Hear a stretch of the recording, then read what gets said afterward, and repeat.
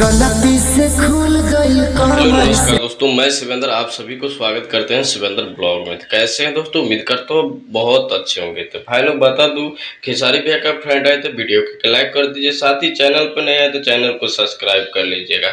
तो दोस्तों बता दूं, काफी गजब का एक सॉन्ग आने वाला है खेसारी भैया का। बेहतरीन सॉन्ग है, काफी गजब का महंगा बजट का सॉन्ग है। तो भाई लोग सुनने में आ रहा है कि आज शाम को वो पोस्टर रिलीज किया जाएगा, काफी गजब का। कौन सी चैनल पे आता है तो आप लोगों को वीडियो के माध्यम से बता दिया जाएगा। जैसे ही पोस्टर आता है आप लोगों को बता दिया जाएगा। तो भाई लोग ये भी सुनने में देखने के लिए आप लोगों को बता दूं कि संघर्ष 2 भी आने वाला है 20 अक्टूबर को। आप लोगों को कभी भी सुबह या शाम को रिलीज किया जाएगा। तो भाई लोग बता दूं, काफी गजब का है संघर्ष 2, काफी अच्छा खासा मूवी है। आप लोग ढेर सारा प्यार दीजिए। चलते हैं अगले वीडियो में, मिलते हैं, तब तक के लिए अपना ख्याल रखें और ऐसे ही